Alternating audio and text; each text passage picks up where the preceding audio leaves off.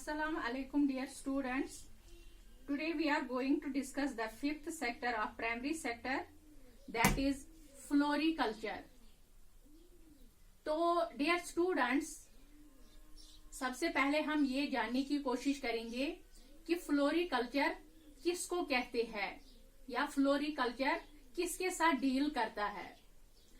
तो फ्लोरिकल्चर वो डिपार्टमेंट है that deals with the study of growing and raising of seeds and flowers। यानी ये फ्लोरिकल्चर जो है ये वो डिपार्टमेंट है जो फूलों के साथ सीडों के साथ उनकी कल्टीवेशन करते हैं। ये फ्लोरिकल्चर का काम है। जिस तरह एग्रीकल्चर जो है या हार्टिकल्चर जो हमने कल पढ़ा है, horticulture deals with garden cultivation, या इसी तरह एग्रीकल्चर जो है deals with field cultivation, crop cultivation. इसी तरह फ्लोरिकल्चर जो है ये डील करता है फ्लावर्स एंड सीड्स के साथ, growing and raising of seeds and flowers. तो डियर स्टूडेंट्स, फ्लोरिकल्चर का जो अब हम पढ़ते हैं कि कंट्रीब्यूशन, फ्लोरिकल्चर क्या कंट्रीब्यूशन देता है हमारी इकोनॉमी, जेके इकोनॉमी को ये क्या कंट्रीब्यूशन देता है। जिस तरह आपने देखा है कि एग्रीकल्चर किस तरह हमारी इकोनॉमी को बूस्ट करता है, या हॉर्टिकल्चर किस तरह बूस्ट करता है, या ये जो है रियरिंग एनिमल्स हमने पढ़ा वो किस तरह हमारी इकोनॉमी को डेवलप करने में मदद करता है, वो किस तरह का कंट्रीब्यूशन देता है। इसी तरह फ्लोरिकल्चर जो है इसने भी एक इम्पोर्टेंट रोल अदा किया है इस इकोनॉमी को, जेके इकोनॉमी को बढ़ावा देने में, यानी जेके इकोनॉमी को बूस्ट करने में फ्लोरिकल्चर ने भी एक अहम रोल अदा किया है। दैट मीन्स जो फ्लोरिकल्चर जो है ये भी जेके की इकोनॉमी को बहुत सपोर्ट करने में मदद करता है।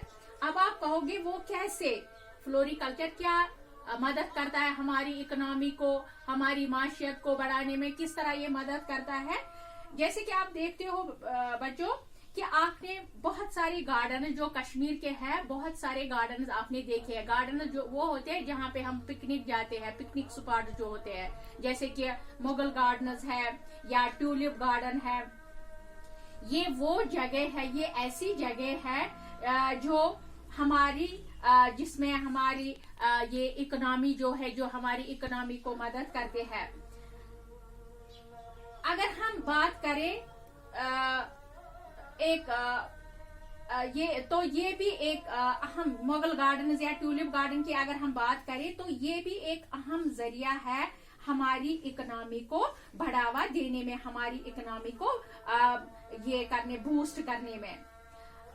देखो ट्यूलिप गार्डन जो है, ट्यूलिप गार्डन आपको पता है ट्यूलिप गार्डन कहाँ पे है। ट्यूलिप गार्डन श्रीनगर में है, जो अप्रैल में खुलता है। उसमें बहुत सारे, यानी उसमें हजारों की तादाद में tulips, there are only tulip flowers, यानी वहां सिर्फ ट्यूलिप्स के फ्लावर्स होते हैं, और वो भी डिफरेंट वेराइटीज के हैं, वो भी डिफरेंट कलर्स के हैं, वो भी डिफरेंट टाइप्स के हैं।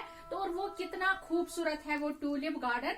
जो ये ट्यूलिप गार्डन जो है इसको कुछ ही साल हो गए हैं, ये ज्यादा पुराना नहीं है, इसको शायद 3-4 साल ही हो गए अभी इधर इसको बनाते हुए। जो ये ट्यूलिप गार्डन है ये हमारे कश्मीर का एक बहुत ही दिल लुभाने वाला बाग है। यानी ये इतना खूबसूरत बाग है, ये इतना इसमें इतने अट्रैक्टिव फ्लावर्स है कि इस बाग को देखने के लिए दुनिया भर से टूरिस्ट आते हैं। हम भी जाते हैं वहाँ, या जो टूरिस्ट है वो भी, ये बाहर के टूरिस्ट जो है नेशनल बाकी स्टेट से या बाकी कंट्रीज से आते हैं टूरिस्ट इसको देखने के लिए। और जो वो डिफरेंट टाइप्स के टूलिप्स होते हैं, वहाँ टूलिप्स है, उनको उन खूबसूरत फूलों का लुत्फ उठाने के लिए ये टूरिस्ट बहुत सारे जगहों से आते हैं ये ट्यूलिप गार्डन देखने। अब हम देखेंगे कि ये ट्यूलिप गार्डन क्या हेल्प करता है हमारी इकोनॉमी को, किस तरह ये हमारी इकोनॉमी को बूस्ट करता है। देखो बच्चों, ये सब लोग आप जानते हैं कि जब हम किसी गार्डन में जाते हैं, जैसे हम जाते हैं पिकनिक, जाते हैं हम मुगल गार्डन, निशात शालमर जाते हैं या हरवन जाते हैं या बॉटनिकल गार्डन जाते हैं, चश्मा शाही जाते हैं, तो वहां जाने से पहले क्या करते हैं हम? जरा आप बोलो, आपको याद होगा क्या वहां हमें ऐसे ही जाने देते हैं? नहीं जाने देते हैं, बल्कि वहां पे जो गेट होता है, गेट के पास एक आदमी होता है, वो हमसे एक एक करके अंदर छोड़ता है, और वो भी बिना टिकट के। यानी वहां हमें पहले एंट्री फी भरनी होती है, वहां हमें पहले वो एंट्री फीस भरना होता है, फिर हमें वो अंदर बाग के अंदर जाने देते हैं। तो इसी तरह जब हम किसी गार्डन में जाते हैं तो हमें पता है कि अंदर जाने से पहले हमें एंट्री टिकट काटनी पड़ती है। जो मैंने अभी आपको कहा, ये एंट्री टिकट क्या है, यानी 10 रुपए की टिकट बाहर काटनी पड़ती है, या किसी गार्डन में 20 रुपए की टिकट होती है, या किसी में 100 रुपीज होती है।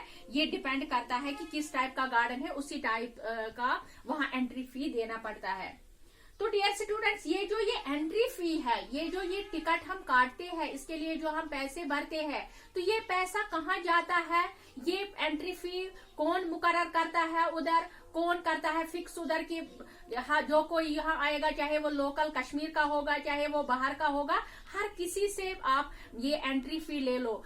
बच्चे की टिकट क्या होती है या एडल्ट्स की क्या होती है, वो अलग अलग होता है रेट वहां, लेकिन एंट्री फी हर किसी को देना पड़ता है।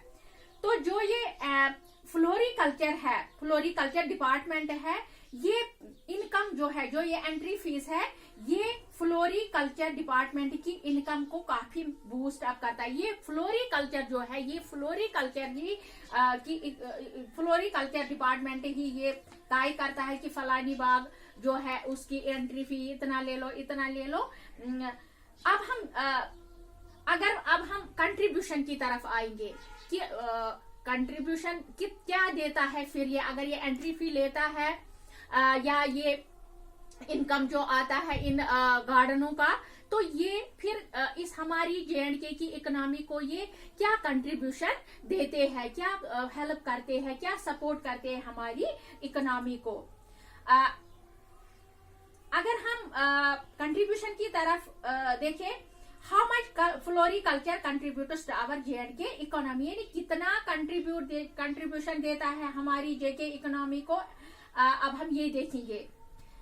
देखो, एज पर द ईयर 2011-2012, अगर हम 2011-2012 की बात करें, तो उस टाइम अगर हम देखेंगे कि फ्लोरिकल्चर ने कितना कंट्रीब्यूट किया है हमारी इकोनॉमी को, हमारी इस JK की इकोनॉमी को किस तरह इन्होंने बूस्ट किया है। अगर हम ये 2 साल देखेंगे, 2011-2012, तो 2011 और 2012 में क्या किया इस फ्लोरिकल्चर डिपार्टमेंट ने? इसने 1350 लाख रुपीस कंट्रीब्यूट किए हैं एक साल में, किसको? JNK की इकोनॉमी को। यानी 2011 और 2012 जो फ्लोरिकल्चर डिपार्टमेंट है, इसने कंट्रीब्यूट किया है 1350 lakh rupees to JNK economy को। यानी इससे ये पता चलता है कि जो ये फ्लोरिकल्चर है, इसने बहुत ही अहम रोल अदा किया है हमारी JNK की इकोनॉमी को डेवलप करने में, या जो इसमें लोग काम करते हैं वो सारे वो लोग हैं जो मिडिल क्लास फैमिली से ताल्लुक रखते हैं, जो मिडिल क्लास फैमिलीज से है, उनको भी वहां से वो रोजगार मिलता है, उनको भी वहां वो अपनी लिवलीहुड यानी वो डिपेंडेंट है इस फ्लोरिकल्चर पे। तो ये था सारा अबाउट फ्लोरिकल्चर। तो फ्लोरिकल्चर किससे डील करता है? फ्लोरिकल्चर करता है डील ग्रोइंग फ्लावर्स या रेजिंग सीड्स। तो इसने कंट्रीब्यूशन कितना दिया है टू 1 ईयर में? 2011-2012 1,350 लाख रुपीस कंट्रीब्यूट किए हैं। तो ये सारा था अबाउट फ्लोरिकल्चर। इंशाल्लाह कल हम पढ़ेंगे सेरीकल्चर कि सेरीकल्चर क्या कंट्रीब्यूशन देता है हमारी इकोनॉमी को, किस तरह वो हमारी इकोनॉमी को डेवलप करता है। Thank you.